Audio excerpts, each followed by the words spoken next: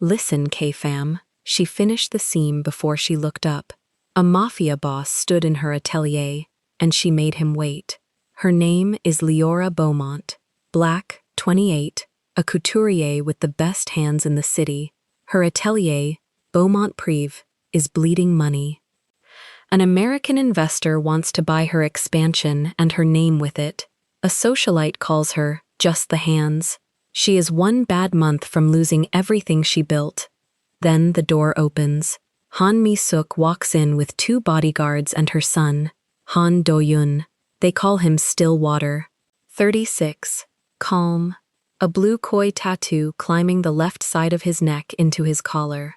He runs a world of coded phone calls and armed men. His mother orders a dress. For an important meeting, she says.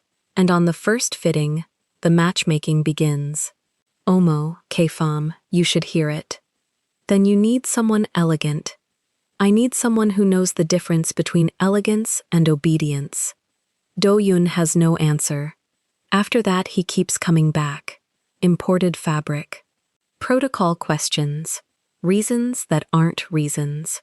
A dress for the assembly of the 7 houses, where his mother will sit in the central chair. But something is sewn into that dress that nobody was supposed to find. K-fam. This one keeps me up at night.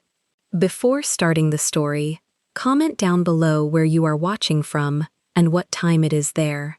If stories of karma, love, and hidden truths move you, leave a like, be sure to subscribe to the channel, and click join to become a member and help our channel.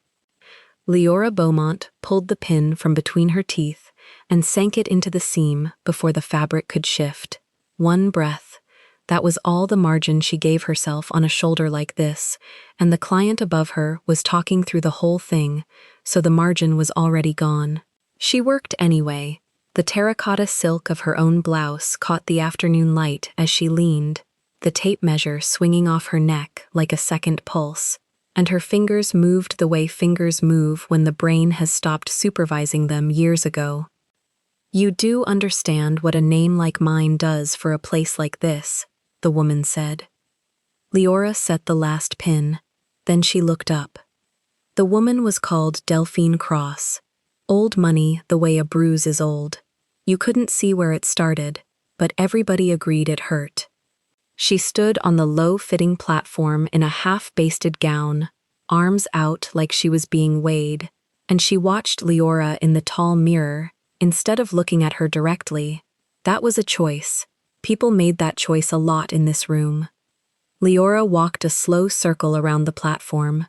She read the gown the way another woman might read a face, where it pulled, where it lied, where it promised something the seams couldn't yet keep. At the left hip, the fabric broke a half-centimeter early. Anyone else would have missed it. Leora crouched, thumbed the excess into a pinch, and marked it with a wax pencil in one stroke. Hold still through the shoulder, she said. You keep lifting it when you talk. I always lift it when I talk. It's how I talk. Then I'll build the shoulder to lift with you. Leora slid a fresh pin from the pincushion strapped to her wrist. The gown answers to your body, not the reverse. That's the whole difference between a dress and a costume. Delphine's eyes flicked, just once, to Leora's reflection instead of her own. Surprised, almost, that the hands had come with an opinion attached. Then she looked away again, back to the safer country of herself. The gown will move when you walk, Leora said. Right now you're standing still. Standing still is the one thing you won't be doing Saturday. I'm saying, Delphine went on, as if Leora had produced weather instead of words, that people ask me where I found you, and I tell them, best hands in the city. That's what I say, the best hands in the city. She smiled at her own reflection. You should put that on the door. The best hands in the city. Leora heard it land, and she filed it, the way you file a small cut you'll feel later in the shower. Hands. Not eye, not mind, not the 14-hour drape she'd cut freehand across this bodice at 2 in the morning, because the pattern in her head refused to become the pattern on the table. hands, like she was a very expensive tool that happened to answer the phone. You know who wore Beaumont to the Whitcomb Gala last month? Delphine continued, warming to the sound of herself. 3 women, 3, and every one of them let the room think she'd flown to Paris for it. That's what you are, darling. You're a Paris label that happens to live down the street. You should charge like one. She tilted her chin. You should let me tell people you charge like one. It would do wonders for the aura of the thing. Leora threaded a needle by feel, without looking, the way she'd done 10,000 times. On the door, it says Beaumont Privé, Leora said. That'll do. She rose off her knees in one motion, no hand on the platform for balance, and crossed to the pressing table. Behind her, the 2 seamstresses she still could afford to employ kept their heads down over a hem. Above the cutting counter, the light came in gold and honest through the arched front windows, and every surface it touched, the bolts of raw silk standing on end like organ pipes, the wall of thread spooled by color from bone white up to a red that was almost black. Every surface said the same quiet thing to anyone who knew how to read it. This is a house that makes things, not a shop that sells them. A house. It was hers, all of it, the lease, the name over the door, the debt underneath the name, especially the debt. Delphine was still admiring herself when the front bell gave its soft brass note, and a man came in without waiting to be received. That alone told Leora who it was before she turned. Clients waited, suppliers used the side door. Only one kind of man walked into a room like he'd already bought it and was deciding whether to keep the staff. Gerald Ashford took off nothing, not the sunglasses, not the condescension, until he was 3 steps in. Silver hair, tan he'd clearly flown somewhere to acquire, a navy blazer over an open collar, and a gold watch heavy enough to be a small threat. He looked at the workroom the way a man looks at a horse he's thinking of claiming. Miss Beaumont. He spread his hands. You didn't return my call. I returned 3 of them, Leora said. You called 9 times. I'm persistent when I'm right.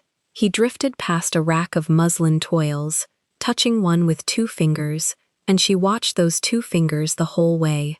God, look at this place. You have no idea what you're sitting on.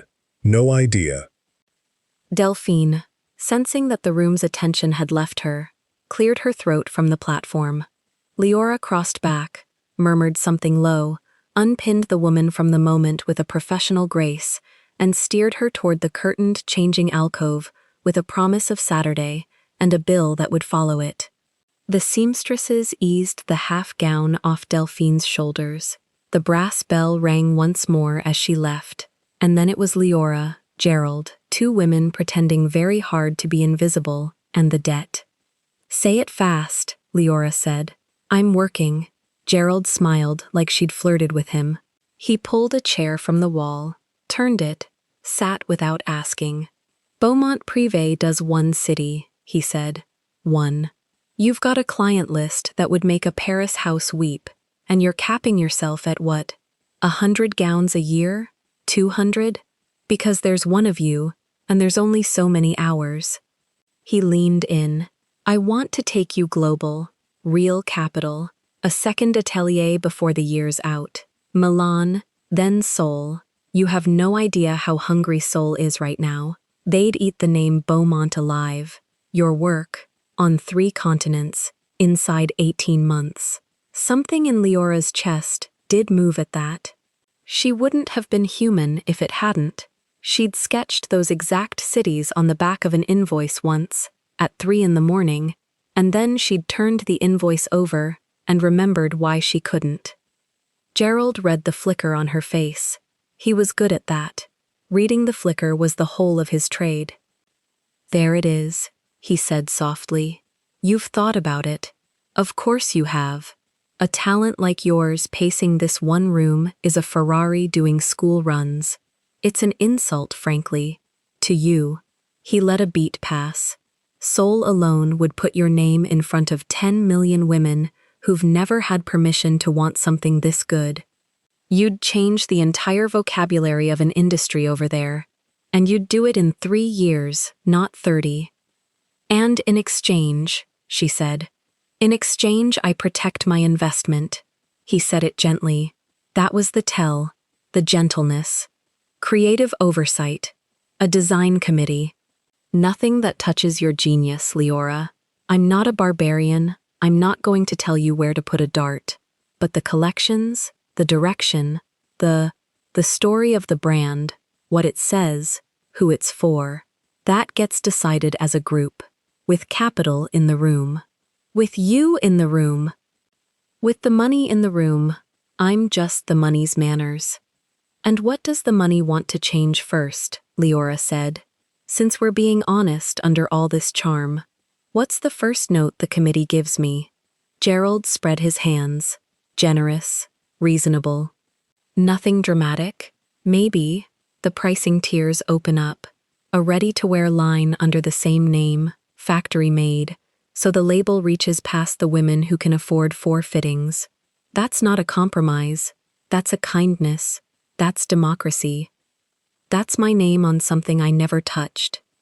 That's your name on something that finally pays for itself. He smiled. See, this is the conversation. This is exactly the conversation we'd be having in the committee. Except in the committee, it ends with a check. Leora walked to the cutting counter. She flattened both palms on it. Under her right hand was a length of pattern paper covered in her own marks, the fast, confident hieroglyphics that only she could read, and she looked down at it and thought about a design committee reading it instead. You know what the story of this house is, Mr. Ashford? She said. Tell me. A woman built it with nobody's permission. She kept her eyes on the paper. That's the whole story. That's the product. People don't buy the silk. They buy the fact that I answered to no one when I cut it. The second you put a committee behind me, I'm not selling that story anymore. I'm selling yours. And yours is available at any house on the avenue for less. Gerald sat back, the charm thinned by a degree. That's a beautiful speech, he said. Beautiful. Now show me your books. And there it was. Because he'd done his homework, of course he had. Men like Gerald always did their homework on the woman before they walked in smiling. He knew. He knew about the expansion she'd already started and couldn't finish. The second-floor lease she'd signed in spring, when a big contract looked certain. The industrial pattern cutter still in its crate. The 2 extra seamstresses she'd hired, and then had to let go in June, with an apology she still couldn't say out loud. He knew the big contract had evaporated. He knew the numbers on the expansion account were the color of that almost black red on her thread wall. I don't show my books to men who want to own me, she said. I've seen enough of them without your help. He stood, buttoned the blazer, and now the gentleness was gone entirely, and what was underneath it was the real product he'd come to sell. You're bleeding, Leora. You signed for a floor you can't fill, and equipment you can't run, and you've got maybe, what, a season? Before the lease on the second floor takes the lease on the first floor down with it. You built something extraordinary. I'm the only person walking through that door with a bucket. Everyone else is going to walk through it with a claim.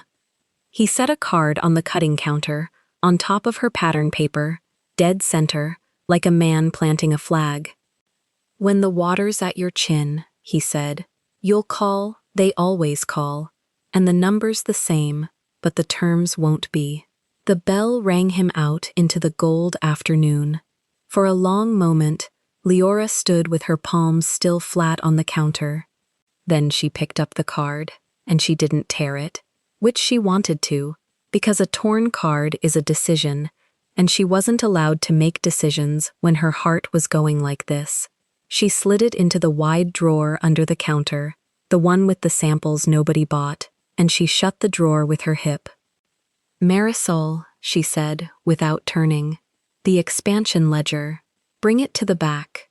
The older of the 2 seamstresses came away from the hem, wiping her hands on her apron, her face already braced. She'd been with Leora 4 years. She knew what asking for that particular ledger in that particular voice meant. The back office was a slot of a room, more shelf than office, and Leora sat at the narrow desk and opened the ledger flat and made herself read it line by line, the way she made herself set pins. Slow, no shortcuts, no flinching. Second floor lease. Guaranteed for 18 months, and she'd guaranteed it personally, which meant it didn't care whether the first floor thrived, it would come for both.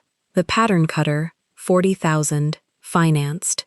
The payroll she'd promised the 2 women she'd rehire the second one, real contract closed. And across from all of it, the incoming, strong, respectable, the envy of any small house, and about a third short of the outgoing. Every month, a third short, every single month, and thirds compound the way silk frays, invisibly and then all at once. "How long?" Marisol said quietly from the doorway, not really a question. "If nothing changes." Leora ran a fingertip down the last column. 1 season. He was right about that part. He was right about all the numbers. She closed the ledger. "He's wrong about the bucket." "Is he?" Leora looked up. That was the thing about Marisol. 4 years bought you the right to ask the real question, and she asked it flat. No cruelty in it, just the arithmetic. Because a bucket was a bucket. When the water's at your chin, you don't audit the man holding the rope.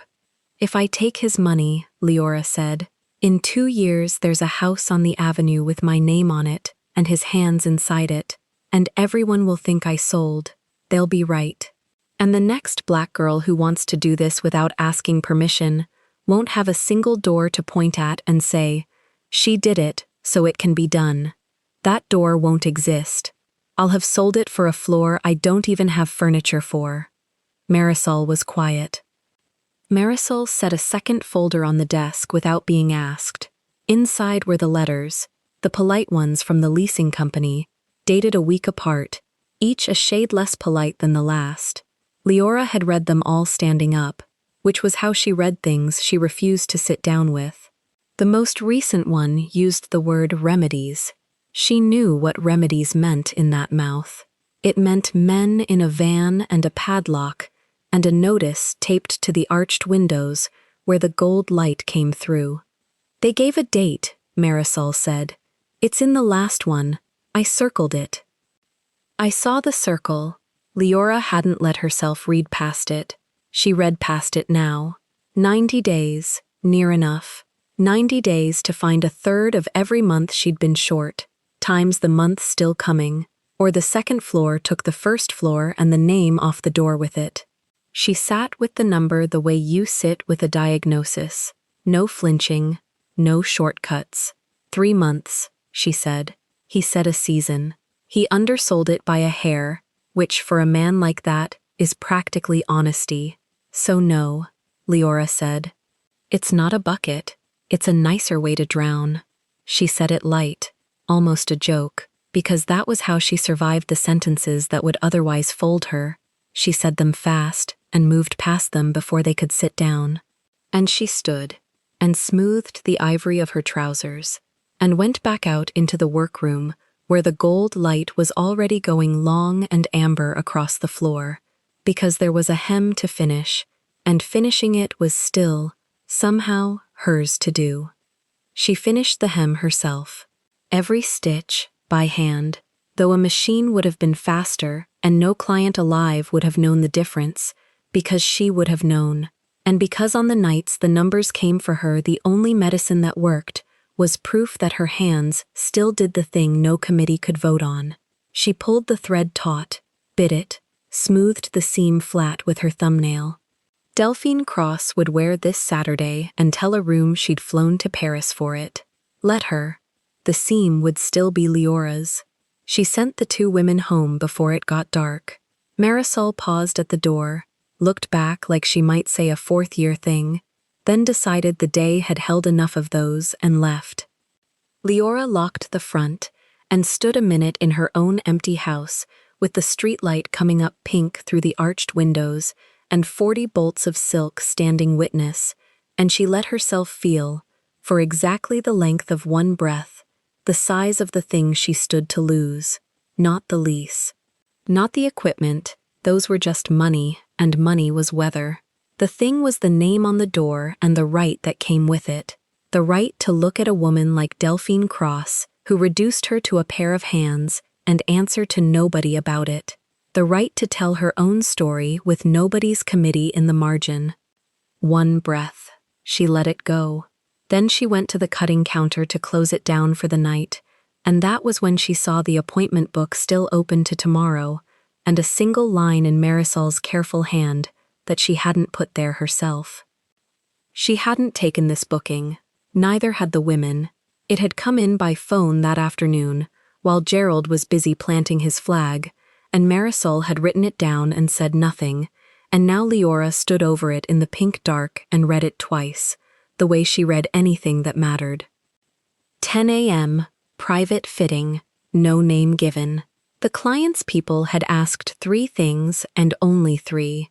Whether the house did discretion, whether it did commissions of consequence, and whether Miss Beaumont herself would hold the needle, or whether it would be, the caller had said, one of her hands. Leora looked at that last word a long time. There it was again, in a stranger's mouth this time, a mouth she'd never heard. Hands. As if the whole city had agreed on the exact shape of her worth, and mailed her the memo twice in one day. She thought about the answer Marisol must have given, that Miss Beaumont held her own needle for a commission of consequence, always had, and she thought about the kind of client who asked that question first, before price, before date, a client who wanted to know whose fingers, specifically, would be near them in a locked room. Below it, Marisol had added a note of her own, small, almost apologetic, the kind of thing you write when a voice on a phone has made the hair stand up on your arm, and you can't say why. They're paying the full commission to be seen tomorrow, in cash, this morning, full commission, in cash, this morning, before they'd even seen the work, before a price had been named, before a single measurement had been taken. Nobody paid like that for a dress.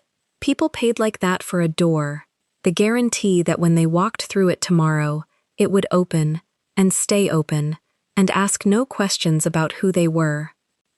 Leora closed the book.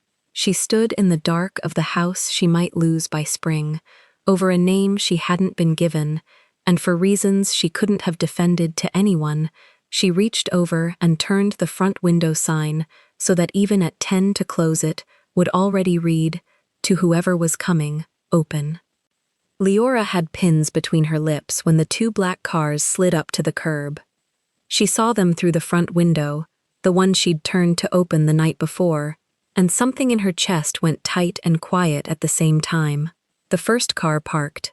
The second tucked in behind it, close, the way cars park when the people inside expect to leave in a hurry. Nobody got out for a full 10 seconds. Marisol stopped sweeping. "That's a lot of car for a fitting," Marisol said. Leora took the pins out of her mouth one at a time.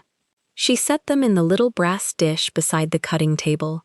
Then she picked up the pale blue muslin she'd been shaping since 7 that morning and kept pinning it, because the appointment book said 10 o'clock, and it was 3 minutes to 10, and she was not going to be caught standing at the glass like a girl waiting to be chosen.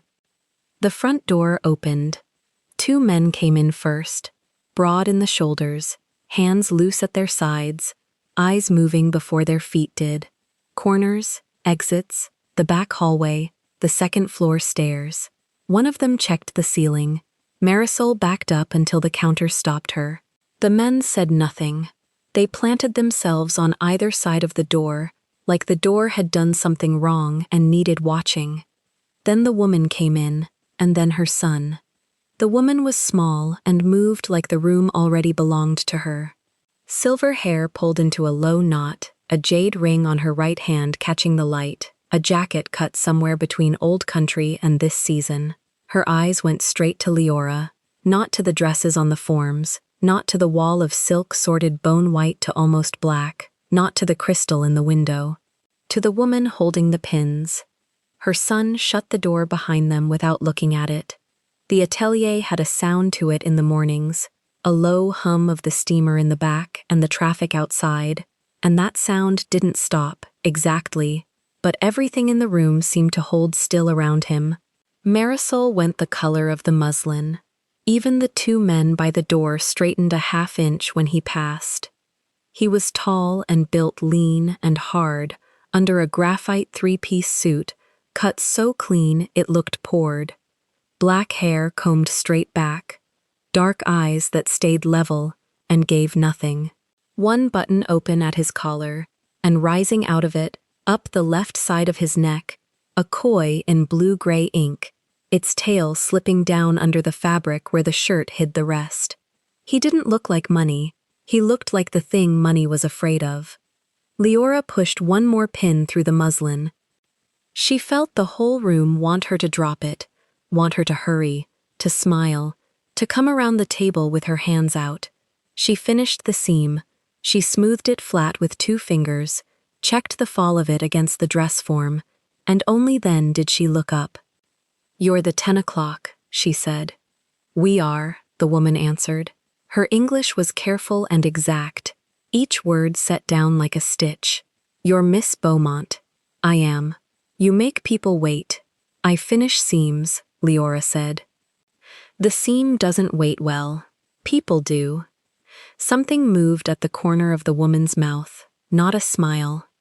The place a smile would start if she let it. "I am Han Mi-suk," she said. "This is my son." The son inclined his head, barely. "Do-yun." Leora came around the table then, unhurried, wiping her hands on the tape measure hanging at her neck. "You paid the full commission in cash before I knew your name," she said. "You asked whether I hold the needle myself. You asked for discretion." She stopped in front of the older woman. "So it isn't a dress you're buying. Tell me what it is." Mi-suk studied her for a long beat. The jade ring turned once around her finger. "A dress," she said, "for a very important meeting. Meetings don't need discretion. They need a good tailor. You brought 2 men who counted my exits before they said good morning. They count exits everywhere. It is a habit, not an insult." Mi-suk lowered herself into the fitting chair without being offered it, spine straight, hands folded. "The dress is for me. There will be people at this meeting who read a woman the way you read that seam.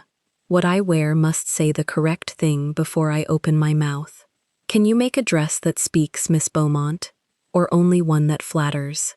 Those are the same dress for most of my clients. I am not most of your clients." "No," Leora said, "you're not." Do-yun had drifted to the wall of silk. He stood in front of it with his hands behind his back, reading the colors like a page, bone white sliding up through cream and gold and rust into the deep reds and the near black at the end. He pulled nothing off the shelf. He just looked, and the looking was heavy, like he was pricing the whole shop and the woman in it in the same glance. "You have a lot of stock for a house that let 2 seamstresses go in June," he said. Marisol's broom clattered against the counter. Leora did not turn her head. "You've been reading about me. I read about everyone I sit in a room with. Then you know I don't discuss my books with clients, or their mothers, or their bodyguards." She lifted the tape from her neck and let it hang doubled in her hand. "Miss Han, if you'll step behind the screen, I'll take your measurements. My assistant will bring tea.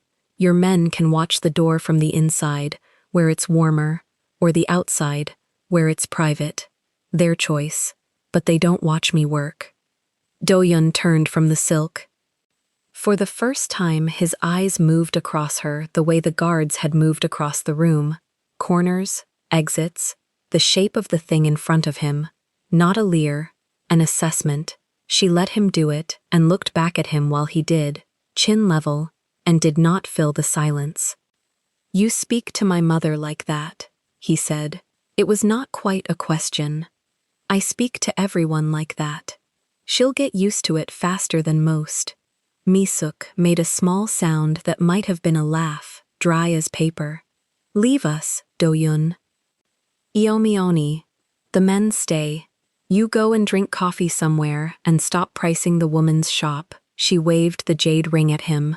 Once, a queen dismissing a general. I am being measured. It is not a thing that needs your protection. He held there another second. Then he crossed to the door, said something low in Korean to the taller of the two men, and stepped out into the street. Through the window, Leora watched him stand by the second car, hands in his pockets, face turned up the block, a man used to waiting for other people to finish being afraid of him. She took Misuk behind the screen. The old woman's body was small and hard under the sage jacket, shoulders squared by decades of holding them that way. Leora worked the tape around her, shoulder to shoulder, the nape to the small of the back, the waist that had thickened not at all, the length from hip to floor. She wrote each number on the pad without comment. Misuk watched her hands the whole time. Marisol came behind the screen with the tea, set the tray on the shelf with both hands so it wouldn't rattle, and left again without a word. Steam curled up between the two women. Misuk didn't reach for the cup. You hold the tape the way my mother held a knife, she said. Close. Like it is a part of the arm. My grandmother taught me. Leora slid the tape to the high hip and read the number twice to be sure. She took in laundry and let out other women's dresses for money. She used to say a tape measure can't lie and can't be argued with, and that was the only thing in her whole life that couldn't. And she is proud of you now. This house, your name on the glass. She's dead. Then she is proud of you now, Misuk said, unmoved, and for a second, the two of them just looked at each other in the mirror, and something passed between them that had nothing to do with Silk. You are not afraid of him, Misuk said. I don't know him well enough to be afraid of him. Leora looped the tape at the bust and read it. Arms up, please. Just here. Misuk lifted her arms. People are afraid of him before they know him. That is the point of him. Then he's very good at his job. Leora noted the number. Arms down. Turn a quarter for me. The old woman turned. In the mirror, her eyes found Leora's again. You lost 2 workers in June, she said. The floor above us is rented and you cannot fill it.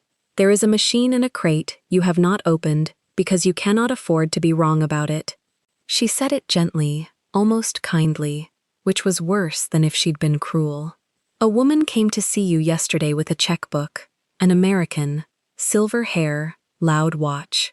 Leora's hands went still on the tape. I know things too, Miss Beaumont, Misuk said. It is also a habit. You had me watched. I had the shop looked at. Before I put my name and my back inside it. Yes, I look at everything before I trust it with my life. She let her arms fall to her sides. That man wanted your name on a factory line. I do not want your name at all. I want your hands, and I want them to belong only to me for 6 weeks. I will pay you what the American offered you for a year, and I will not ask to see your books, and I will never once suggest a committee. Her mouth did the thing again, the almost smile. I understand you have strong feelings about committees. Leora set the pad down on the little shelf inside the screen. Why me? She said. There are older houses, quieter ones that don't have a crate they can't open. Because the older houses would make me look like the older houses. Misuk stepped down off the fitting box and smoothed her skirt. At this meeting, there will be men who have decided what I am. A widow. A seat that should be sat in by someone else. I do not want to look expensive, Miss Beaumont.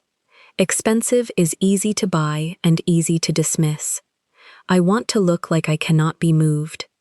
I saw the dresses in your window. They do not flatter. They stand. Her eyes came up. So do I. Something in Leora's chest shifted, the tight thing loosening a half turn. She pulled a length of the deep Bordeaux silk down off the wall, on her way back around the screen, and laid it over the old woman's shoulder, gathered it at the collarbone, let it fall. Wine red against silver hair. Mi-suk looked at herself in the glass and went quiet, in a different way than the room had gone quiet for her son. High collar, Leora said. Structured shoulder. Nothing that begs. This color from here. She touched the throat. To the floor. You won't be the most beautiful woman in the room. You'll be the one they can't stop checking the position of. Mi-suk did not answer for a moment. Then, softly, in Korean, something Leora didn't understand, and then, in English, yes, that one. Leora carried the number pad back to the cutting table and laid the tape beside it, and she was aware, the way you are aware of weather, of the shape of the sun through the front glass, still standing by the second car with his back to the shop. He hadn't gone for coffee. He'd walked 20 feet and stopped and stayed where he could see the door. A man who priced her whole shop in one glance had not been able to make himself leave the block. The door opened again. Do-yoon came back in from the cold, and the men at the door shifted, and the room did its held breath thing once more. He saw his mother in the glass with the wine silk on her shoulder and stopped. You picked it already, he said. She picked it, Mi-suk said. I only stood here. He looked at the fabric, then at Leora, then back at his mother, and something crossed his face that he put away too fast to name. He crossed the floor and stood a careful distance from the mirror, hands behind his back again. My mother is hard to dress, he said. She has refused better houses than this. She told me. She didn't refuse you. No, Leora said. She didn't. He was quiet. Then, in the flat, even voice that a man uses when he is stepping onto ground he has walked 100 times. This meeting she is going to. It matters. What she wears matters more than she is letting you believe. There will be a marriage discussed at it. Alliances, old families deciding new arrangements. His eyes stayed on the silk, not on Leora. So she needs someone elegant. He said it lightly, the way a man drops a coin on a counter to see if the person behind it grabs. Leora took the pins from the brass dish and slid them back between her lips. 1, 2, 3, and then she took them out again, because she wanted the words clean. She needs someone who can tell elegance from obedience, she said. The room went very still. Mi-suk, in the mirror, did not move her head, but her eyes came to Leora and stayed there. Do-yoon turned from the fabric at last and looked at her fully. Those aren't the same thing. Elegance stands where it decides to stand, Leora said. Obedience stands where it's put. From across a room, they can look identical. Up close, they never do. She lifted the Bordeaux silk off Mi-suk's shoulder and folded it once over her arm, her hands steady. You dress obedience to disappear into the arrangement. You dress elegance to survive it. Your mother didn't hire me to make her disappear. He held her gaze a long moment.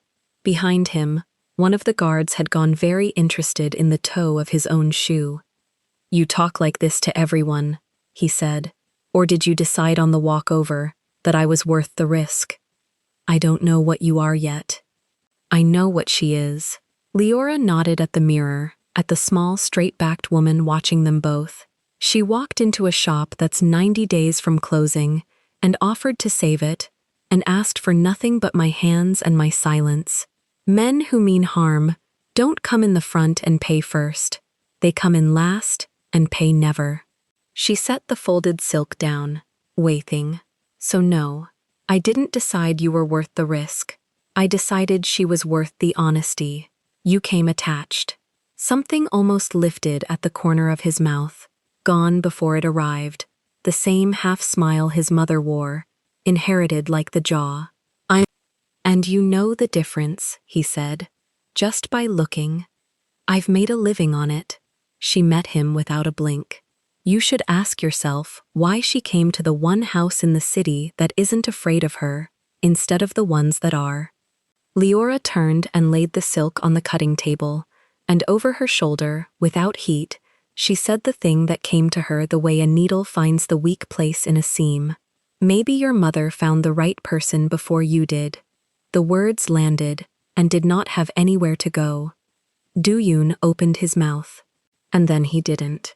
The flat certainty that had walked in the door with him, that had counted the exits and priced the shop and put the coin on the counter, it had no answer ready for that. And for the first time since the 2 black cars pulled up, the most dangerous man in the room stood in the middle of a dress shop with nothing to say. Mi-suk stepped down off the fitting box. She crossed to her son, patted his forearm once, the jade ring clicking against a button, and said something in Korean that made the taller guard look at the floor to hide his face. Bordeaux, she said to Leora, in English, brisk again, the matter closed. The collar, as you said. I will come Wednesday for the first fitting, and again the night before, and you will not let anyone else touch it, not your assistant, you. She was already moving toward the door, her men falling in around her like water around a stone. Do-yeon will handle the payment, and the schedule, and anything my hands cannot carry. He is good with details. Omeoni, he started. He is very good with details, Mi-suk said, to Leora, not to him, and the almost smile finally finished itself for half a second before she stepped through the door one of the guards held open. You will find that out. Then she was in the car, and the men were folding themselves in around her, and Do-yoon was standing in the open doorway of the atelier, with the cold coming in behind him, and a woman in a terracotta blouse across the room, who had just made him lose a fight he hadn't known he'd started. He reached into his coat, took out a card, and set it on the counter beside Marisol without looking at her. Wednesday, he said. Wednesday, Leora agreed. He looked at her one more time. Whatever he was going to say, he weighed it, and set it down unsaid, and turned and walked out to the second car. Through the window, Leora watched both cars pull away from the curb at once, close, the way they'd come. Marisol let out a breath she'd apparently been holding since 7 that morning.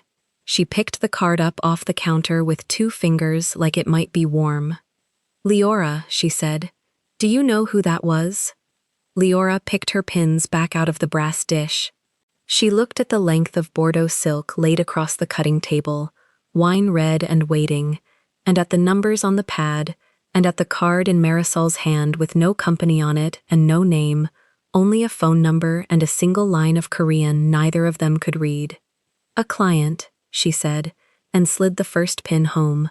Who pays on time? That's not an answer. It's the only one I'm keeping. Leora pulled the pad toward her and started copying the measurements into the ledger in her clean, upright hand. The numbers that would become a collar, a shoulder, a wall of wine-red silk that would stand in a room full of men who had already decided what a small, silver-haired woman was. Put the card in the book under Wednesday, 10 o'clock, and Marisol. She looked up. Say nothing about any of this to anyone. Not the color, not the men, not the name. She paid for silence. She gets it. Marisol looked at the card, and at Leora, and at the empty street where the 2 cars had been, and decided the pins were the least frightening thing in the room.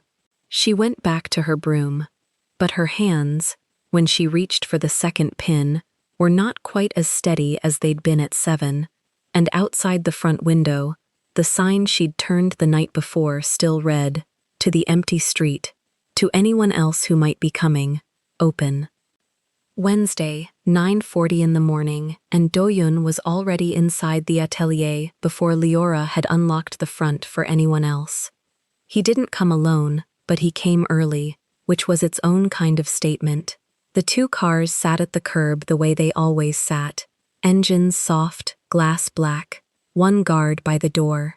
1 guard walking the perimeter of a room he'd already walked twice yesterday, and Do-yeon in the middle of the floor in that graphite suit, 1 collar button open, the koi climbing the left side of his throat, holding a small paper cup of coffee he had not offered to anyone, and had not, as far as Leora could tell, actually drunk. "You're not the 10 o'clock," she said. She had a mouth full of pins. She spoke around them anyway. "Your mother is. She's 20 minutes behind me." "Then you're 20 minutes early to a fitting that isn't yours." He set the coffee on the corner of the cutting table. Marisol moved it 3 inches onto a coaster, without a word, and went back to pretending she was steaming a jacket. The steam hissed. It gave her somewhere to put her hands. She'd been like that since Monday, jumping when the cars pulled up, forgetting where she'd set the shears, saying "yes, ma'am" twice to questions Leora hadn't finished asking. A man whose name-emptied rooms was standing 8 feet from her ironing board, and her body had not agreed to get used to it. Leora had, or she'd decided to look like she had, which in a fitting room is the same skill. "I came about the security of the room," Do-yoon said, "for the day of the fitting. The room is a room. It has 1 door you came in and 1 door to the back. You've counted both. Yesterday, you counted both. There's a skylight, painted shut since 1994. He looked up at it anyway. His neck moved, and the tail of the koi disappeared under his collar and came back. Leora took the pins out of her mouth one at a time and stuck them into the cushion strapped to her wrist, and she watched him look at a skylight nobody could open, and she understood that the skylight was not why he was standing in her atelier at 9:40 in the morning. She understood it the way you understand weather. You don't need a reason from the sky. She let him have the skylight. She went back to the muslin. Because the dress was real, whatever else was fake. On the form in the corner stood the first shape of it. The Bordeaux silk not cut yet, just the toile. The practice body in cheap cotton, pinned and marked and scored where the real thing would one day be sewn. The high collar. The shoulder that had to stand up on its own without a woman inside it. Leora had it half built by memory and Misuk's numbers, and she circled it now with a stub of wax chalk, marking the seam that would hold the shoulder up. "That's the dress," Do-yoon said. "That's a rehearsal of the dress. It stands up. It's supposed to. Your mother said she wants to walk into a room where men have already decided she's a chair, and she wants to be the one thing in the room that can't be moved." Leora didn't look at him while she said it. She was reading her own chalk line. "So it stands up, even empty, especially empty." Something crossed his face and left before it finished. He picked the coffee back up. He still didn't drink it. "You built it from memory," he said. "You've had her measurements 1 week. I've had her measurements 1 week, and I've had this trade since I was 9. Leora circled the shoulder seam again, checking the chalk against the light. "My grandmother let out other women's dresses in a back room for money. I stood on a stool and held the pins. You learn a body fast when the body isn't paying you to be gentle." She glanced up. "Yours, for instance. I could cut your suit better than whoever cut it, and I've never touched you." He looked down at his own lapel, mildly, like a man being told his own name was spelled wrong. "It's a good suit. It's a fine suit. It doesn't stand up when you take it off. Your mother's will." She turned back to the form. "That's the difference you're paying for. Try to remember it when you come back Friday, about whatever you're going to come back Friday about." Misuk arrived at 10 exactly, and the temperature of the room changed the way it changes when the actual owner of a thing walks in on the people handling it.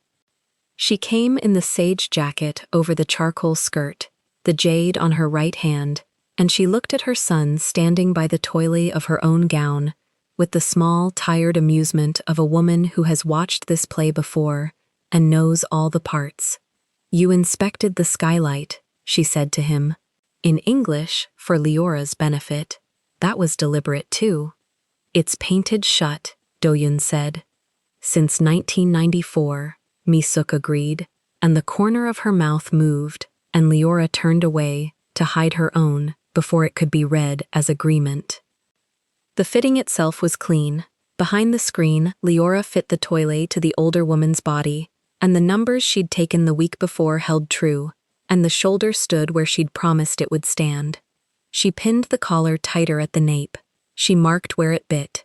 Misuk stood the way she always stood, spine long, chin level, a small woman built like a held breath, and she watched Leora's hands in the mirror. "You work in front of me," Misuk said. "You didn't send us out. You're the client. You get to watch. He doesn't. He's outside the screen." "He's outside the screen," Leora agreed, and pushed a pin home. And then, because Misuk was Misuk, the campaign began. Quiet, patient, aimed sideways the way the dangerous ones always aim. "My son came early today," Misuk said, to the mirror, to nobody. "I noticed. He is not an early man. When he was small, he was late to everything. His own birthdays. A beat. He is early here." Leora set the last pin and stepped back to read the whole line of the shoulder. The skylight worried him. Misuk let that sit. The skylight. Neither of them said anything else about the skylight. There was nothing else to say about a skylight. That was the whole art of it. "He was married once," Misuk added, so lightly it barely disturbed the air. "Did he tell you?" "He tells me about skylights." The older woman turned her head a degree to check the collar's bite in the glass. "He'll tell you about silk next, then thread weight, then he'll run out of building materials and have to say something with a person in it." She let Leora tug the nape tighter. "I'm curious how long that takes." "I've never watched it from the outside." Leora set her pin. "You're using your own gown fitting to place a bet on your son." "I'm 67, Misuk said. "I use everything twice." He came back Friday about tiles of imported silk. That was the reason he gave. There was a mill in Korea, he said, that could send bolts of a weight Leora couldn't get through her usual suppliers, and he thought, his mother thought, that for a gown of this importance the weight of the cloth should be considered. He set it standing at her wall of thread, the wall arranged bone white to almost black, and he set it with his back half to her, the way a man says a thing he has rehearsed in a car. "The Bordeaux is already chosen," Leora said. "I chose it." She said yes to it, in 2 languages. "A heavier silk holds a collar better." "I know what holds a collar. It's my collar." He turned around then, and for a moment, the still water actually moved. Not much, just the surface of it, the way a man's face moves when the script he brought runs out and he has to say something true or say nothing. "You don't make this easy," he said. "You're not paying me to make things easy. You're paying me to make one woman impossible to move across one room." She crossed to the wall and pulled a bolt he hadn't been touching and set it in his hands so he'd have somewhere to put them. "If you want to talk about silk, we can talk about silk. But I want to know which one of you is talking. Are you here as the client?" "No." "As the businessman who handles the payment and the schedule and the details?" "No." "Then you're here as a man." She took the bolt back out of his hands. "And a man who comes to a woman's shop 3 times in a week about skylights and silk should say so, instead of making me guess between 2 things he isn't." The guard by the door found something fascinating in the middle distance. Marisol had stopped even pretending to steam, and Do-yoon, the man Marisol had gone white to recognize, the man whose name emptied rooms, stood in the middle of Beaumont Privé, with his hands now holding nothing, and he did not answer. For the second time in a week, he did not have one. Leora let him keep it, the silence. She didn't chase it. She turned back to her wall and put the bolt where it lived, bone white to almost black, and behind her she heard him breathe out slow, and she felt it land somewhere under her sternum, warm and unwelcome, and she kept her face to the thread until it passed. The thing that actually bound them, under the skylight and the silk and the not answering, had a name, and Misuk gave it to her on the 4th visit, the one that was a real fitting again, the toile, becoming the true thing now, Bordeaux laid at last across the older woman's shoulder in the mirror. The assembly of the 7 houses, Misuk said. Leora's hands didn't stop. Pin, mark, pin, that's the reunion. That's the reunion. Misuk watched the wine-dark silk sit where the cotton had rehearsed. 7 old families. Once a decade, the heads sit at one long table and decide what the next 10 years look like. Routes, marriages, who rises, who is quietly allowed to fall. Her eyes found Leora's in the glass. There is a chair at the center of that table. For 20 years my husband sat in it. He is 3 years gone. Since then men have said, at dinners where they think I am not told, that the center chair should go to someone who can hold it, meaning a man, meaning not a widow. And you're going to walk in and sit in it anyway. I'm going to walk in, Misuk said, and sit in it beside my son, in a dress that stands up when I stand up, and let every man there understand that the chair is not empty, and was never empty, and will be moved over my death, not my dress. She smoothed the silk at her own hip. That is what you are building. Not a gown, a sentence they cannot argue with. My grandmother used to say, a tape measure can't lie. Your grandmother said the same, I think. Do-yun told me. Leora's hand paused on the pin. Just once. He remembered that. He remembers everything, Misuk said. It's the most tiresome thing about him. So that was the rope between them, finally laid bare. Not a flirtation, not a favor, but a chair, at the center of a table, where 7 families decided a decade, and a dress that had to make one woman unmovable in it. Everything else, the coffee that went undrunk, the skylight, the imported silk, the early arrivals, those were just the man circling the rope, not sure whether to hold it. And there was a cost to being inside it. Leora learned that too, that week. The guards never left. When Do-yun came, 2 came. When Misuk came, 2 came, and 1 walked the block. They didn't touch anything and they didn't speak. And once, reaching past a rack to steady a falling bolt, Leora's hand brushed the jacket of the one by the door and felt, underneath, the hard, flat shape that jackets are cut wide to hide. She drew her hand back. She said nothing. She restacked the bolt, but she knew, after that, exactly what stood in her shop while she pinned a collar, and she pinned the collar anyway, and her hand was steady, which surprised her more than the shape had. The phone calls were worse, in a smaller way. Twice mid-fitting, Do-yun's phone would buzz and he'd step to the corner by the painted skylight and speak low and fast, and never once in a language or a code she could follow. Clipped Korean, then a string of numbers, then a single word that clearly meant more than a word, and then he'd hang up and come back, and his face would be exactly as still as before, which was how she knew the call had not been nothing. Still water. The stiller it got, the more she understood was moving underneath. Once, after a call like that, he stood at her thread wall a long moment and said, without turning, "You're not afraid of the men. The men by the door? The men by the door." "I'm afraid of the rent," Leora said. "I'm afraid of the rent," Leora said. "I'm afraid of the rent," Leora said. "I'm afraid of the rent," Leora said. "I'm afraid of the rent," Leora said. "I'm afraid of the rent," Leora said. "I'm afraid of the rent," Leora said.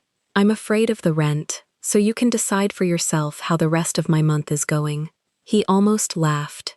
She heard it not happen.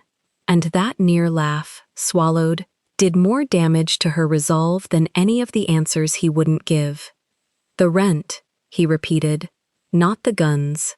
The rent has a date on it. The guns have you standing next to them." She threaded a needle by feel, eyes on the collar. A woman knows the difference between a danger that's going to hurt her and a danger that's decided not to. Yours decided a week ago. I watched it decide. She bit the thread. "Now go make your phone call. It's buzzing again. You keep pretending it isn't." His phone was buzzing again. He looked at it, then at her, and for a second she thought he might do the reckless thing and not answer it. He answered it. He stepped to the corner, clipped Korean, a run of numbers, the single heavy word.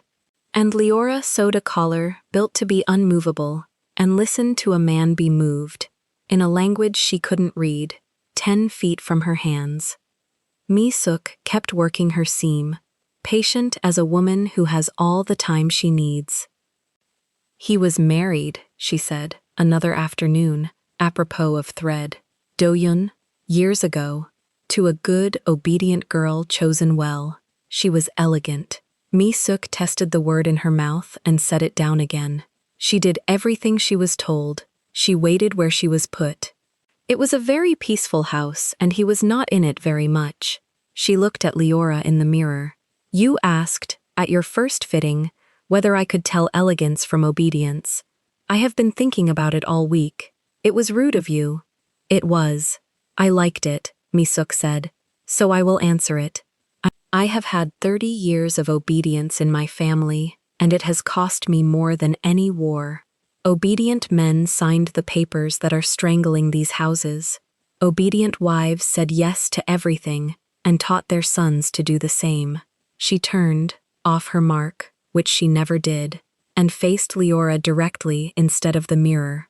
When you said elegance stays where it decides to stay, I wanted to slap you, and I wanted to hire you for something larger than a dress. I did neither. I am telling you now, instead. You're not subtle, Leora said. I'm 67. I don't have time to be subtle. I have a son who arrives early and drinks no coffee and remembers what a stranger's grandmother said about a tape measure, and I have watched exactly one woman make him stop talking, twice, and I am not going to pretend I didn't watch it. She turned back to her mark, spine long, chin level, finish the shoulder. Leora finished the shoulder. Her hands, she noticed, were doing the work without her, which is what hands do when the rest of you has been pushed somewhere you didn't agree to go. Do-yun came a last time before the eve fitting, and this time he brought no reason at all. No skylight, no silk, no payment, no schedule. He came in behind one guard, and the guard took the door, and Do-yun stood in the middle of the floor with his hands empty, and no cup and nothing rehearsed, and Leora looked up from the Bordeaux, real now, cut now, half a gown on the form, and waited. You keep asking which man is talking, he said. I do. At the assembly, he said, there will be a marriage discussed. Mine. 2 houses want it. My mother has not said yes and has not said no, because saying either, right now, costs us something we can't spend. He said it flat, the way he said the numbers on the phone, and it landed in the room like the flat, hard shape under the guard's jacket. So when I come here as the client, that is what the client is for, and when I come here as the businessman, that is what the business is. Both of those men are promised elsewhere. You understand? I understand the client and the businessman, Leora said, carefully. You told me both of those are spoken for. Yes. And the third man? He looked at her across the half-built gown, across the wine-dark silk, standing up on its own with nobody inside it, and the still water held, and then he said, the third man doesn't get to talk yet, not honestly, not until after. He picked nothing up because there was nothing to pick up, and his empty hands closed once and opened. That's the true answer you keep asking me for. I'm sorry it's that one. Then he left. 1 guard, 1 door, 2 black cars pulling from the curb together, the way they always pulled. Leora stood alone with a gown that stood up on its own, and she pressed 1 flat palm to the Bordeaux collar she'd built to be impossible to move, and she found that she was the thing in the room that had moved, and she hated it, and she pinned the next seam anyway. Marisol came out from the back, wiping her hands, watching the cars go. That's the 3rd time this week, she said. Nobody comes to a shop 3 times a week about a dress they've already ordered. No, Leora said, they don't. So what does he come for? Leora looked at the gown, the high collar, the shoulder that held itself up against an empty room. "A seat at a table," she said. "And to tell me he can't sit next to me at it. Twice now he's come all the way here to say the same no in a longer sentence." She smoothed the collar flat. "Put the kettle on. The Eve fitting's the important one, and I want my hands quiet for it." The Eve fitting was in 2 days. She turned the sign, out of habit, to the empty street. It still read open. Leora found it with her thumb before she found it with her eyes. The Eve fitting hadn't started yet. Misuk was still an hour out, the guards not yet posted, Marisol gone home early with a headache she didn't have. Leora ran the Bordeaux dress along the padded rail one last time, the way she always did, palms sliding down the inside of the hem to check the weight of the fall. The right side answered her hand the way it should. The left side lied. She stopped. She went back over the same inch. 12 years of touching cloth for a living had built something in her hands that wasn't in her head yet. Her hands knew the left hem was wrong a full second before her brain caught up. The stitches were there, small, even, almost hers. But her feed dog rhythm ran 9 to the inch, and this ran 10, and the back stitch at the corner turned left where she always turned right. Somebody had opened her hem and closed it again. Leora didn't move for a moment. Then she flipped on the strong lamp, the one she used for beadwork, and turned the dress inside out on the table. There it was, a thread that wasn't her thread. It caught the light with a low waxed shine, stiffer than silk floss, laid into the fold like it belonged. She pinched it. It didn't give the way cotton gives. She'd never bought that thread in her life. She reached for her seam ripper and went in slow. 3 stitches. 6. The lining peeled back off the boning channel, and something inside the fold shifted with a small dead weight that fabric doesn't have. A disc. Flat, black, the size of a shirt button, thinner. 2 hair-fine wires running off it into a fleck of battery no bigger than a lentil. It sat there in the belly of the seam like a tick that had already fed. Leora put the seam ripper down. She put both hands flat on the table and breathed out through her nose, once. She looked at the skylight, painted shut since 1994. She'd said it herself, twice, in this room, to a man who kept looking up at it. She looked at the front glass, at the sidewalk beyond, at the parked cars that weren't there tonight. Whoever had done this hadn't come through the roof or the door. They'd come through the one opening she couldn't paint shut, the work itself. The dress went out for a press. The dress came in from a delivery. A guard had carried a bolt of lining in from a car one afternoon. Any of a dozen small moments when cloth left her hands and came back, and she'd never checked the stitch on her own hem, because who checks their own hem? She made herself count. Not panic, count. Who had touched the dress since the last true fitting? The list was short, and every name on it should have been safe, and that was the thing that turned her cold.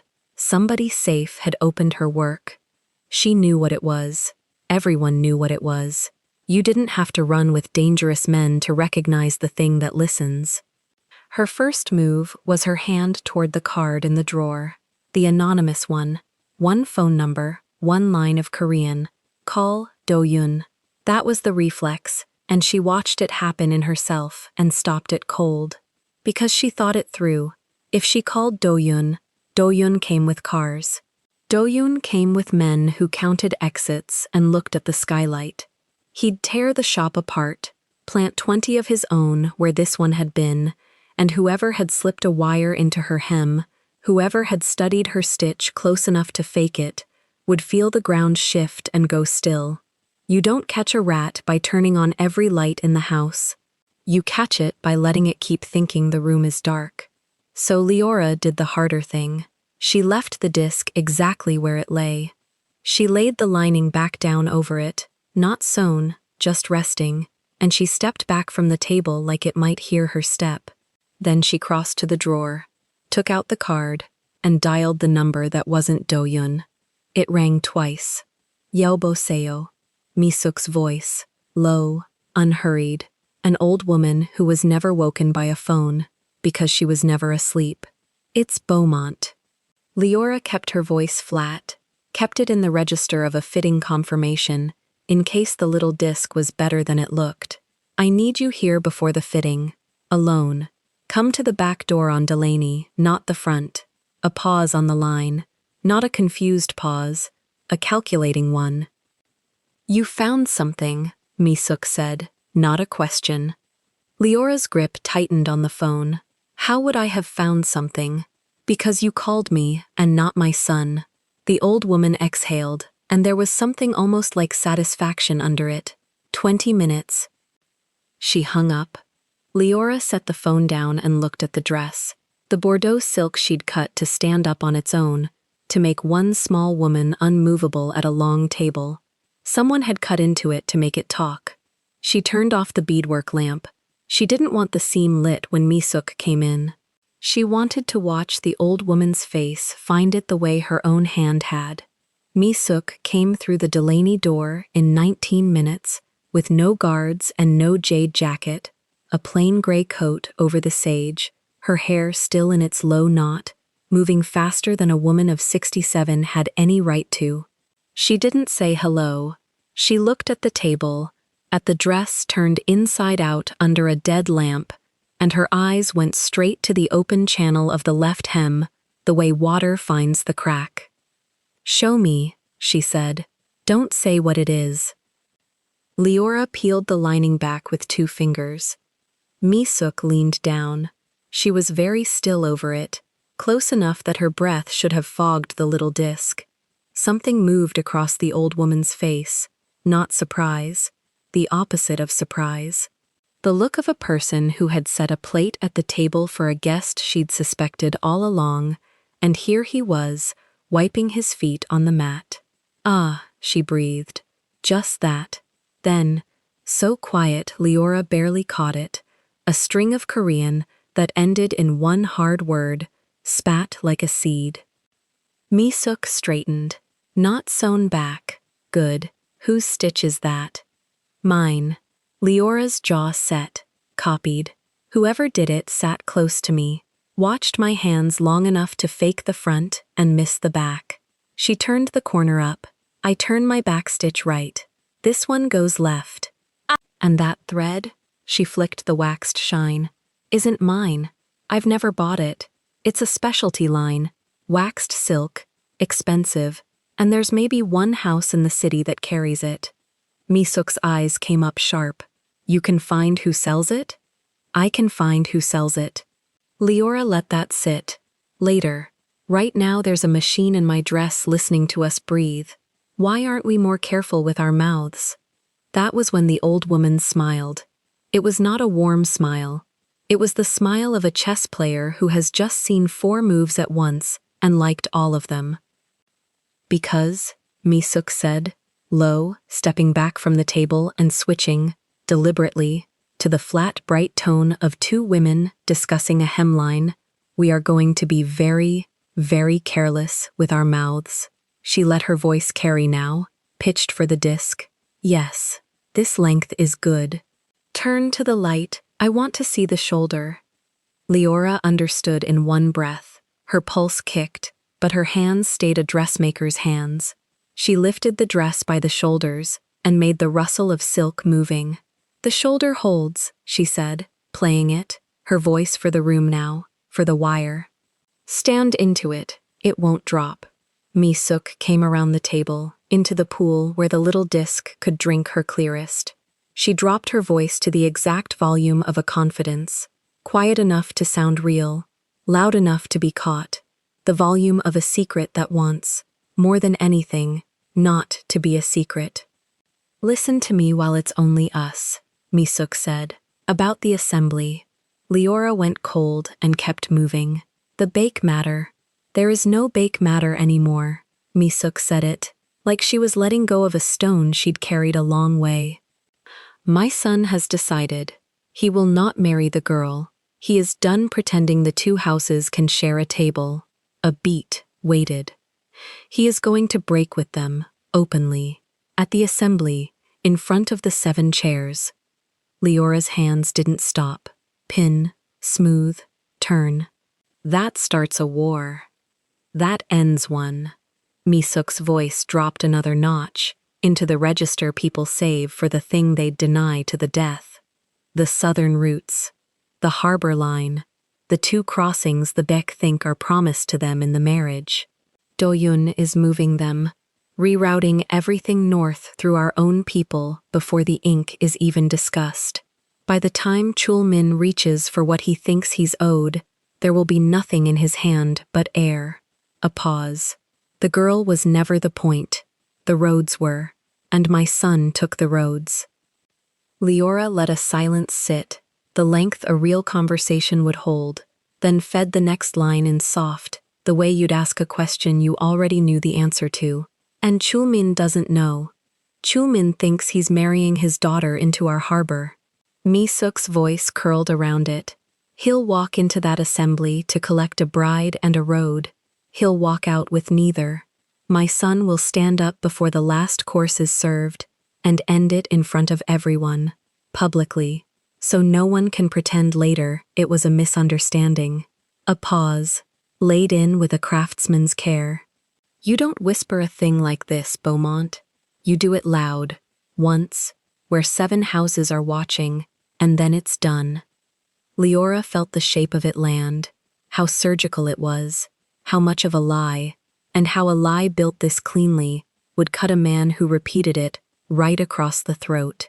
She made herself answer in a dressmaker's voice, bored, practical, the voice of a woman thinking only about a seam. Then you'll want the collar higher. If you're sitting down enemies, you don't want your neck showing. Raise the collar, Misuk agreed, loud again, bright again, 1/2 inch. Do it now, while I watch. Leora carried the dress to the machine. She didn't sew the disk's channel, left it open, left it breathing, and ran a false 1/2 inch of basting up the true collar, needle-punching cloth, the honest small violence of the machine, filling the room with a sound that meant work, normalcy, a fitting on the eve of a party. Under it, the 2 women's eyes met once over the dress and held. Misuk mouthed one word, no breath behind it. Enough. Leora cut the thread. She turned the dress right side out and laid it on the rail, disc and all, exactly as an unsuspecting seamstress would leave a finished gown the night before it walked into a room full of kings. There, she said, for the wire, pressed and hung in the morning. It'll be at the car by 4. Good girl, Misuk said, the phrase landing wrong and right at once, an old matriarch's habit, and then, only with her hand, laid 2 fingers on the back of Leora's wrist. Cold fingers, steady. It was the first time the old woman had touched her that wasn't a measurement. They walked out through the front, talking about weather and the traffic on Delaney, 2 voices for the little machine to swallow whole. Only on the sidewalk, past the glass, out of the disk's reach, did Misuk stop and turn and look at Leora with the mask fully off. You know what you've done, the old woman said. Quiet. Real, now. I've put a false confession into your dress and let the enemy carry it out for us. Leora folded her arms against the cold. Whoever planted that will hear your son's whole plan. They'll act on it, and when they act on a thing that isn't true, they'll show us their hand. They'll show us their face. Misuk's eyes were bright, hard, delighted in a way that was almost frightening on a grandmother. A liar can only repeat what he was fed.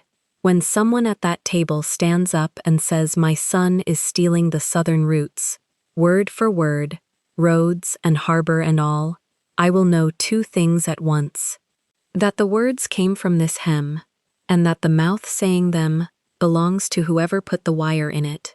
She let a slow breath out into the cold. You have just turned a spy into a signature. Leora held very still. The full size of it was arriving in her now, floor by floor. This wasn't a dress anymore, and it hadn't been for a while. She was standing on a sidewalk in the dark, having just scripted a lie that men would kill over, and she'd done it in the same voice she used to sell a collar. "There's a problem," she said. Misuk waited. "Your son." Leora watched the old woman's face. "He doesn't know. He thinks he's marrying the beg girl. Or not, but he's negotiating it real. If someone repeats this to him, that he's breaking with them, that he's stealing the roads, he'll have no idea what they're talking about. He'll deny it. And a man denying a thing this specific, in front of that table, with a device to back it up, looks like a man caught lying." Misuk finished it, and for the first time, something crossed her face that wasn't a strategy. It was a mother's face, gone stiff. "Yes." "So tell him." "No," the old woman said it before Leora finished the word. "If I tell him, he stops being real. He'll walk in armored. Careful, and careful men can't sell a lie they know is a lie. My son least of all. He's a wall. Everyone can read a wall that's trying too hard." "No." Her jaw firmed. "He walks in ignorant. He reacts honestly to whatever comes. Honest confusion is the only performance no one can rehearse." She looked hard at Leora. "It has to cost him a bad hour in that room. It has to, or the trap doesn't spring." Leora thought of Do-yun coming to her shop 3 times a week with a coffee he never drank. The man who lost his words twice standing in her light. The one who came the last time with his hands empty and told her the truest thing he could, that he couldn't speak honestly until after. She thought about him walking into that assembly, not knowing his own mother had loaded a gun into the dress on his mother's back, and reacting to it in front of every enemy he had. "He's going to feel like you sold him," she said. "He's going to be alive." Misuk's voice didn't shake. "And free of the backache. Both. If he hates me for the hour it takes, I'll take the hate. I've taken worse from him, and given worse to the world." She pulled the plain coat tighter. "You don't have children." "No." "Then trust me on one thing.